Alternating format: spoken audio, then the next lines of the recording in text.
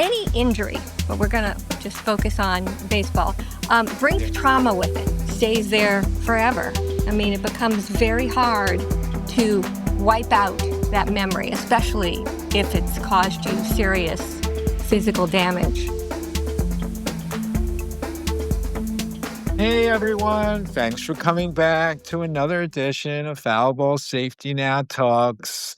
Excited to bring on our guest in a few minutes. I want to discuss some news. Before we bring our guest on, we'll get to some news. Also, we're here today again with co-host Brianna Ludwig. So Brianna's going to chime in a few minutes, of course, and have a question or two during the program or be on the other end of the questions from our guests. So we're excited about that. The minor league season has just ended in many parts of the country, and we're not sure what the injuries are or how many we will be able to find over the social media outlets through or whatever was published, how many people may have been injured or individual incidents of people that have been injured by foul balls. We've been chronicling this issue now for 6 years. People can find the Foul Ball Safety Now, substantial injury reports from major publications and things that we found, lawsuits that we've been involved with, and other things when it comes to reporting foul ball injuries.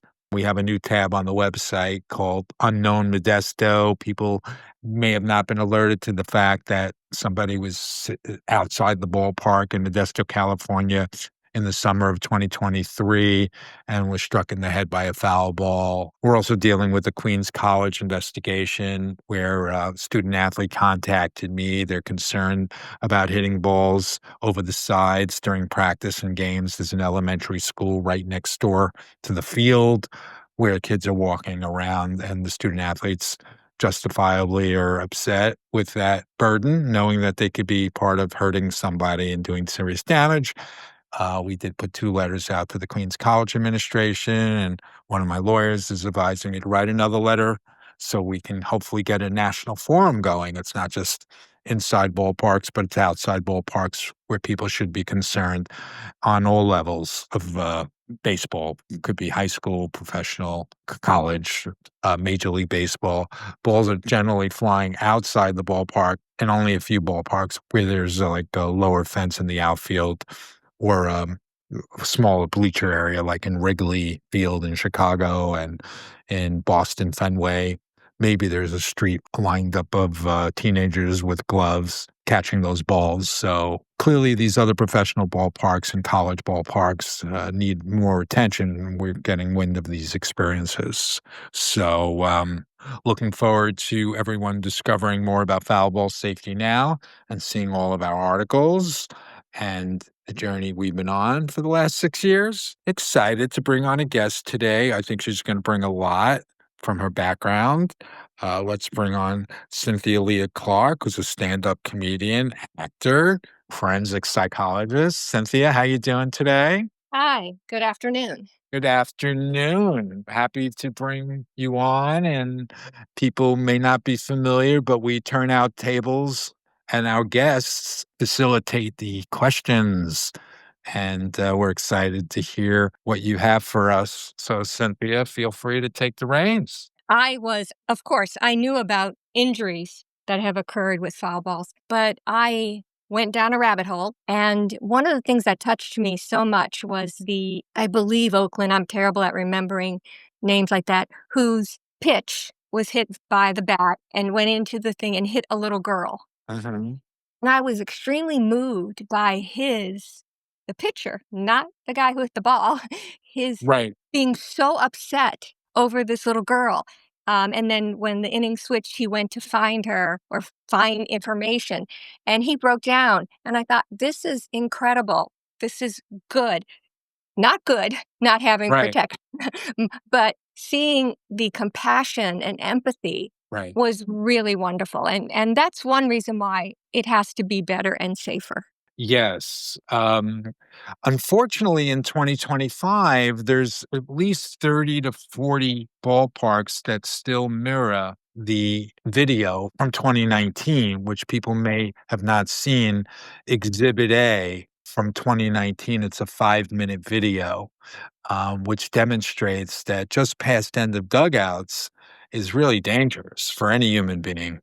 Yes. And the fact that there's still 30 to 40 professional ballparks that still have lack of netting past end of dugouts is really unbelievable, but it is. We believe that, more people need to know about this and may decide to revisit how they thought about the game and think about how to think about the game now. Why isn't netting, which would make all the difference in the world, is it a financial reason that these ballparks won't do it? I can't really say it would be, and I don't think, it's anything close to do with the dollars involved because the 30 major league ballparks that are worth billions of dollars, and they pay the salaries of 120 of the 169 ball clubs that are considered professional teams. So you have 30 teams like the Yankees and the Mets, and then you also have 120 other professional teams, which the 30 MLB teams pay the salaries of those 120 team members. So there's a direct connection with the professional baseball community other than MLB. And then you also have another 49 teams which call themselves the MLB partner leagues. So you have 199 professional ballparks that are in operation that I know of, and there's some others as well, that clearly demonstrate lack of netting or upgrades where it may be appearing to be safe or reassuring to the fans. It really doesn't make any sense that you would go down the road 45 minutes where there's one ballpark that has significantly less netting than another ballpark when more or less they are the same dimensions. So Mhm. there really probably needs a visit from some outside agency to determine that if the nets have been appropriate or not. And unfortunately, there's never been that oversight. But how incredible would it be if the major league honchos, because they have billions of dollars, just set out people to put the netting up on all the parks that need additional netting and even little league parks if necessary? Some of those kids are pretty strong. I mean, what great press that would be for Mhm. the major league. Absolutely. First things first, MLB needs to get their own house in order, and then they could be the outlet, the go-to company that if you have an issue in your local community, please call us and we'll be happy to send in our team to make sure that your surrounding areas are safe, inside and outside. Absolutely. They could afford to do that at any ballpark. And clearly, Exactly. all of these people are eventually going to try to make it to the major leagues anyhow. It would be great press, as you said. Let them put in some millions of dollars every single year for the billions they make to nurture and develop a safer community. I'm all for Right. it. That But PR is worth so much more than the bad right. PR that happens when somebody's hit. I mean, it makes the news every time. You just had somebody out of Dodger Stadium got hit and she did not make it. One injury is too much. There needs to be something done. And the little parks, I'm guessing, Yes. don't have the income that Major League has. Right, but again, there's a direct connection with the major league clubs. They pay the salaries of these Right. 120 teams. They have working relationships with the other 49 teams. They're called the MLB partner league teams probably for a reason because they do Right. things together. So yes, you were mentioning the woman who died. She died at Dodger Stadium in 2018. She was in the Loge level, and it took the Dodgers a year. The Loge level is one level up. Many of the bigger ballparks will have 2 or 3 or 4 tiers going up. This particular ball made it over the backstop behind home plate and unfortunately made contact with Mrs. Goldblum. She died a few Okay. years later. It took the Dodgers like almost a calendar year. She was unfortunately hit late August 2018. It wasn't until around Labor Day, September 2019, until the nets were finally raised. So there were many games in between that many people probably didn't even know they were sitting in the same seat where she may have been struck. So I certainly believe that we deserve an explanation on that as well. Baseball's been giving out little information about these issues for a long time since this thing called the baseball rule came into effect more than 100 years ago. So all they are doing is the bare minimum, and when they don't tell you before you come to the game that you may have a problem, or even when you're at the game, when they're telling you you may have a problem, like be careful of a foul ball. Last I checked, we're not superheroes, so maybe we should have been informed beforehand to bring our superhero garb to block the ball, because that's the reality. And people may say things like to the contrary, like "What's the chances?" Well, I demonstrate exhibits on the website of Foul Ball Safety Now where people are going to get a sense for themselves that, oh, this is not just a fluke. These close Right. calls are regular. And what are we going to do about it? Your program will help spur them on to doing the right thing, which helps them, but also is the right thing. Because again, one Right. injury is too, and there are so many injuries, some small, some major. None of them should be occurring. If there's a way to stop it, and there is, the netting, do it. There are ways. What we do is we're trying to put this information on the table so the right agency or the right influencer gets the memo, identifies what should have been done all along, and the best ways to move forward. And what we have been doing at Foul Ball Safety Now, I've been working with a journalist, an investigative reporter by the name of Brendan. We've been meeting these victims. We get a sense that these victims who have been hurt by foul balls. We've interviewed two people who've been blinded in one eye by a baseball. We've interviewed Erwin Goldblum, who I mentioned, whose wife unfortunately got hit at the Dodger game and died. We've interviewed little kids, two girls by the name of Alexis, one who was 4 years old and now is a teenager and forgets things because of her injury. She has post neurological issues.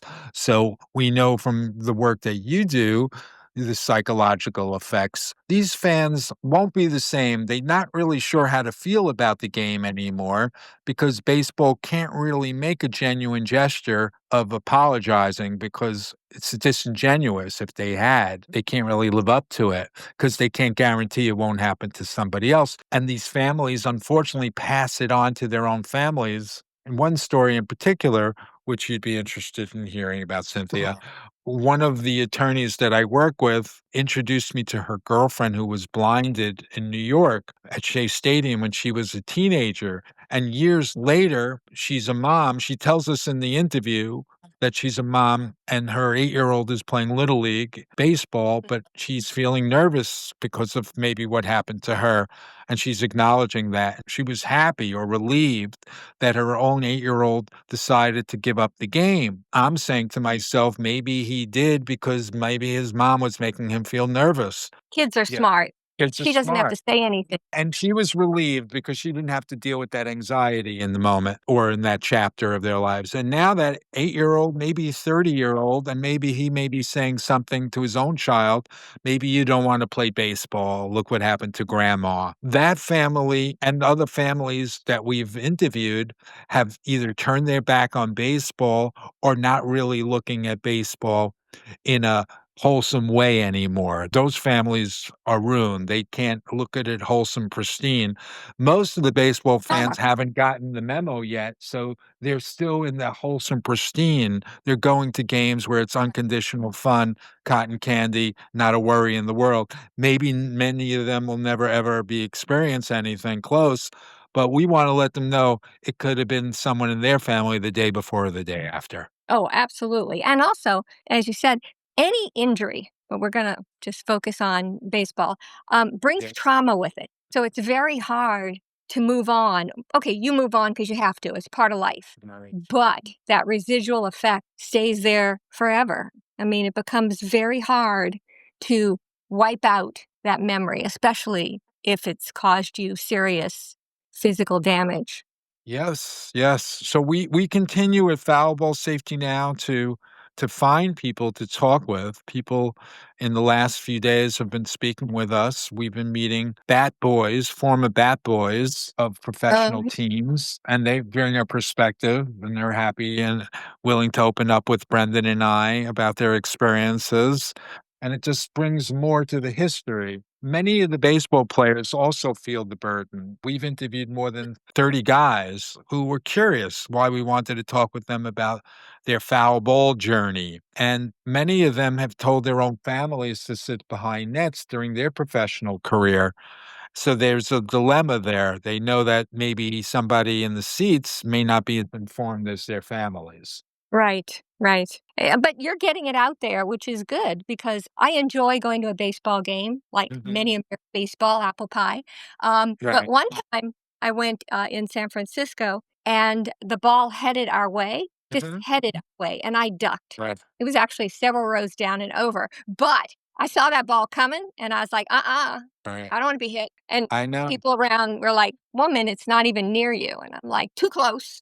Yeah, we did the 538 report, Exhibit A1. They said there were 53 foul balls in a 9-inning game. Not all of them going at 100 miles an hour, but 53 foul balls that either make it to the seats or go foul every single game. We cut the number in half just so we don't look like we're inflating anything. We just took the number 25, so it was less than half of 53 per game. And Wow. we multiply just how many professional games there are throughout America with the 30 MLB teams and there's 5 times as many more professional games than MLB every year. There's 2,430 or 60 MLB games, and then there's about 14,000 other professional games. And if you take 25 as instead of 53, that comes out to 350,000 foul balls. People can see just what we did when we revisited the 538 publication and their report.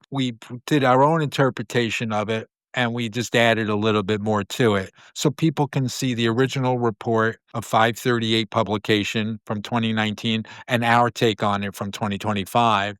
And I think people can connect the dots that why weren't families told in the winter times that this was a possibility? Why did it have to come down to us showing up to the game and being in our seats and then maybe being told, even with an announcement right in front of you, where your cup holder is, on the back of someone else's seat, telling you be careful of a foul ball. We're not really equipped to defend ourselves. We're not superheroes. We didn't bring our, We can't fly like protection. super. Yeah, we don't have our shields and stuff. It raises a lot of questions, and that's what we're doing here. We're trying to put all the unknowns on the table and let everyone determine who didn't get the memo and when they should have gotten the memo and why the fans weren't told in the winter months about this is the reality in the spring and the summer, and maybe the questions of it should have been age appropriate all these years and more transparent about, hey, people, if you really want to take a line drive close to your neck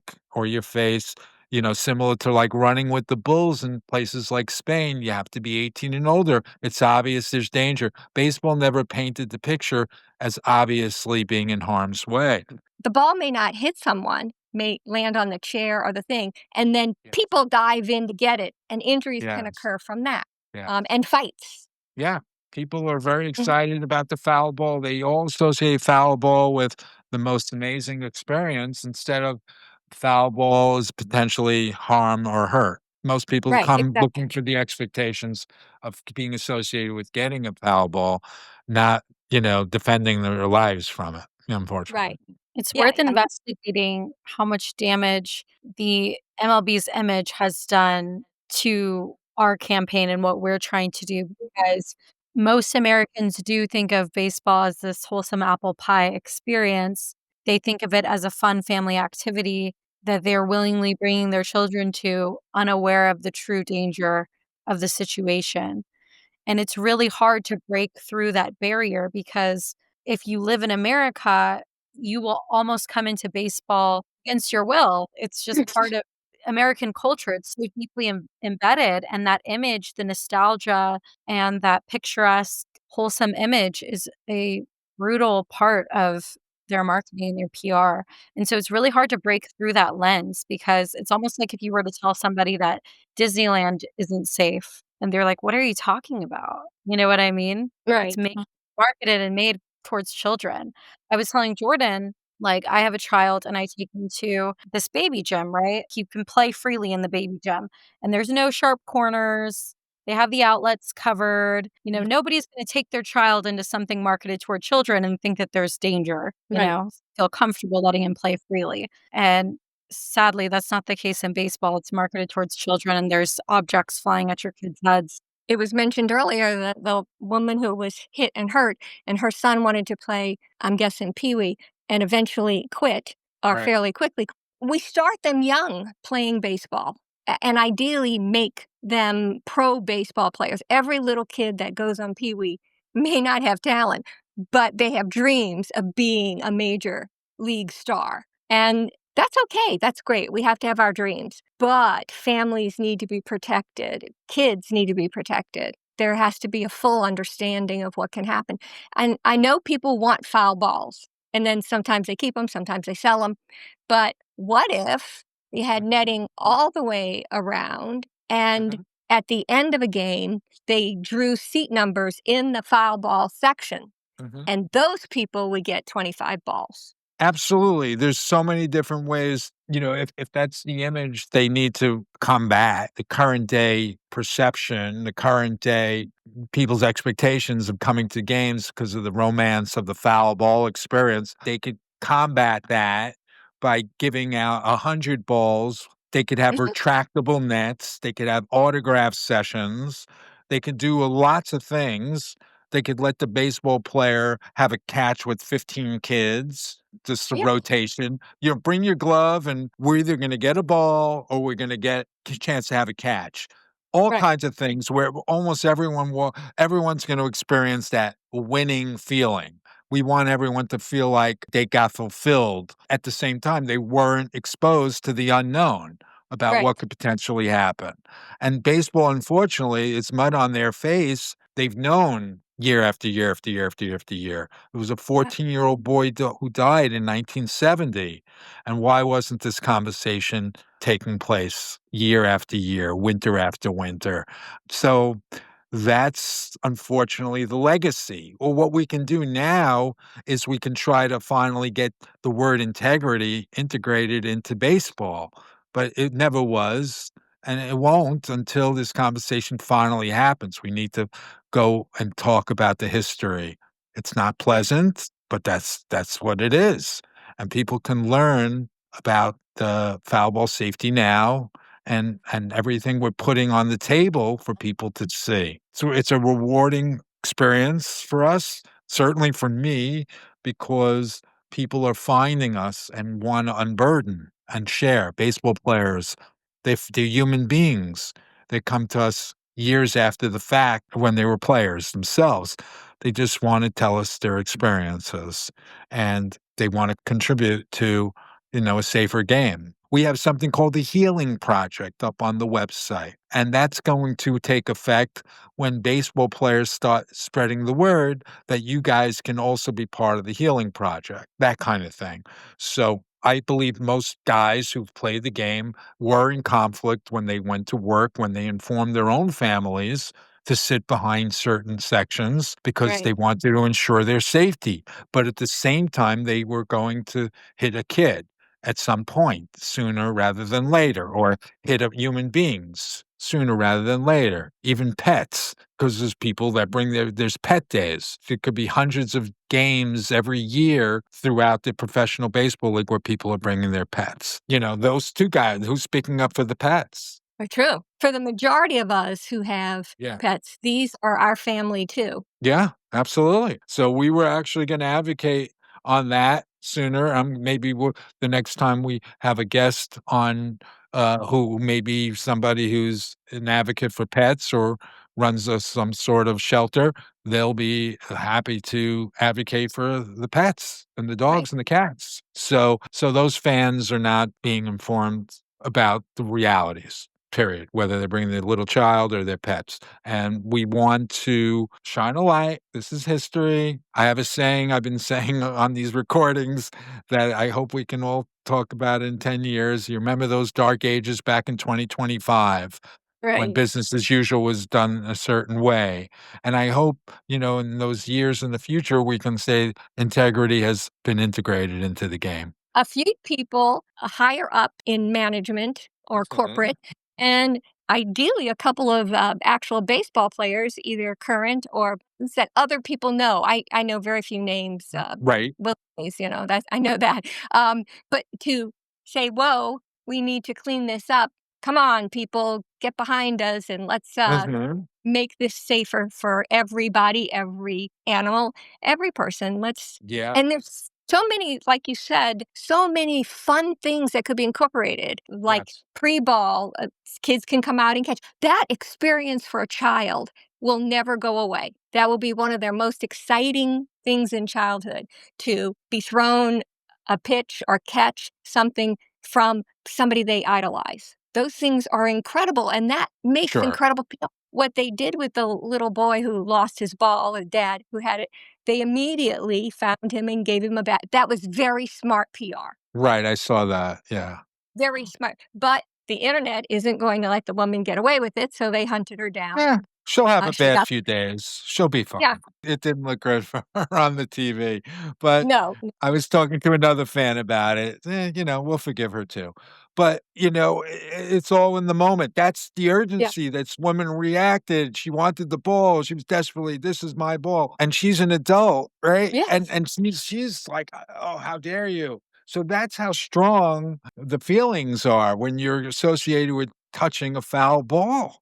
yeah, That's how strong the feelings are, and we could do our best and let everyone know, it's not gonna be the internal c it's gonna be the people that are us, that are curiosity and wanna get to the core of the issue, and we're trying to get to the core of the issue. We want these victims that we know to get some sort of closure, and, mhm, again, generational effect. I'm not a psychologist, but I'm saying we were just talking about the lady my lawyer's friend who was blinded as a teenager, who's a grandmother, and maybe her grandchild is not going to experience baseball the way they can because the families that have been affected will react and their children will then react a certain way to the game. It goes on. right. So Generation I want trauma is very real. generational So trauma. obviously somebody has something happen, and later generations may not know, why do if I look at a baseball game on TV, why am I anxious? Because you picked up all the anxiety from your parents and parents and what have you. You may realize what it is, but you may go, why can't I watch baseball? Yeah. And because it's way deep and you have no idea what's caused that. But that's generational trauma. Yeah. No, we really appreciate your insight. This is really exciting, and we're getting a nice balance of guests. We had second lawyer on the other day. He was very powerful. He came up with some other ideas. So people are thinking, and that's what we're doing here. The 3 of us talking, but we want 16 people to talk about this. Right. We're having an opportunity to finally present and put things up on the table for everyone to see. And hopefully agencies will say we should have gotten the memo 55 years ago, or somebody should say this is an appropriate way of doing business, and should be the way it should be done. And the victims do deserve some sort of closure, and we don't want any new victims in the days to come. So that's what we're trying to get at with foul ball safety now. Did you play ball? Oh, yeah. Yes, that was my passion growing up. A little leaguer and had good times playing in Little League, and maybe I was one of the standouts in the Little League because I made the all-star teams a lot. I never really played high school baseball, but on the level that I played at, it was fun. Hmm. It was exciting, and, we'd play in all-star tournaments. Usually, we would lose right away, but, hey, we all went out to dinner afterwards for ice cream or whatever it was. Good times, really good baseball associations, even coaches. So if I ran into these guys I used to play Little League with, their dads were great guys. I remember all the coaches that I played with. Some of these guys I haven't spoken with in many years, so I'm sure they would be sentimental with me about our experiences. But, and they'll find out about what I'm doing soon as well, and hopefully they'll be behind what I've been doing for 6 years and think my instincts were correct. So I feel like there's a connection and a reuniting matter is, always upon all of us. So baseball is that kind of game. It's a unifying kind of experience. Good social and teaches kids teamwork because you have to be a team. I mean, some are Yeah. going to be better than others, catch a ball, first base, catcher, pitcher, Yeah. but you have to work as a team to win or lose. And there's a lot of great things about baseball. A lot. We Yeah. don't want it ruined because we don't know the reason why, but they're not protecting their audience, their patrons. Yes, and it's good that we're speaking and it's a great conversation and yeah, this is really, really incredible to have you on. Walk us through sort of the psychological repercussions of the victims that are coming to the park and their life or their quality of life is forever altered by their day. What is the aftermath of that psychologically? And then with there being most of the time 0 help with their medical expenses and no closure, no formal apology, the MLB seeming honestly kind of bored and in no way making haste to solve the problem, just kinda trucking along, taking their time, "We'll fix it when we fix it," kind of attitude. Oh. What's the psychological Well, the first emotion is fear. Do I go back into the park or any park that plays baseball? They've got to get over that because maybe their whole family wants to go, and so you tighten up, or you spend more money and get more expensive tickets you can't afford. So you go where the odds are there are no foul balls or very, close to the bottom. I don't know what they're called, but more important seats. We've sat in the loge before, so not the loge, but where it's less likely to happen. But why should you have to do that if you have fun and in the area where the foul ball comes? You shouldn't be penalized. And anybody having been hurt, even a little child, is going to remember that trauma. That's a major trauma being hit by a baseball. So it's going to be there forever. And some people can compartmentalize and kind of forget it ever happened, but it's still there, and they could be in the middle of a game and something goes wrong and they jerk and everybody's like, what, no, nothing. They jerk because the memory just came back, and we can't fix that. And if there is no, even if you don't do well in a lawsuit, you gave it your best shot, you fought them, you say, hey, I fought the big man and I lost or won, but I fought him. If you don't get to sue, or they play all these games with lawsuits so that you give up, you feel empty. You feel no one heard you, no one saw you, and no one cares about you. And that will stay with them again for the rest of their life. They can put it down and go about and have a pretty good life or an excellent life, but it'll always be there. And especially if they can't, if nobody from the club calls them and says, "Oh, we're so sorry. How are you doing?" I know they don't like to do that because of lawsuits, but that makes a difference between suing somebody and not suing somebody, showing care, and showing concern. And it has to be, as you said earlier, it has to be genuine. You have to feel that this isn't just a cookie cutter, oh, we're sorry you're hurt. Go along, go along. No, no, you have to feel they mean it. And you have to feel good because they see you, they hear you. That's not happening. Upon occasion, it's happening, I think, but mostly it's not happening. So, They're really not able to be genuine, true and true, because they can't guarantee that safe experience, I think. So that's why they withhold that, and also their lawyers to tell them, "Back off." Gift remorse is 2 words that I put together, Cynthia. 2 teams we know of made gestures to 2 of the people that I came connected to, where they offered them things. mhm. But when I met them, one of the people shared with me that I shouldn't have asked them for that favor. I should have told them to fix the problem. When she came to me, she had already asked the team for favors. And then there was another young girl who was like 9 or 10, where she was knocked out unconscious for 4 or 5 days. That could have been something, huh? Well, And then oh, yeah. yeah, and then the team was giving the family tickets for years to come back anytime, but maybe 20 years later, as an adult, she's thinking, "Hmm, maybe my mother and father shouldn't have asked them for all those free tickets and told them to just take care of the problem." Right. So she's going through that kind of gift remorse experience as well. But, we're raising some great questions here, and this is stuff that we all feel like we should continue to talk about. And Cynthia, this was really an outstanding experience. And Cynthia Leah Clark, she's a stand-up comedian, actor, forensic psychologist. And Brianna, this has been a really great talk today. I think we're getting close to the end, Cynthia. We're happy to do it with you some other time. Okay, great. Well, thank you all so much. I All right. will now also share your links to other people that follow me and try to get a bigger audience to understand what's really happening out there. Terrific. Thank you very much, everyone. Talk with everyone soon. Thank you.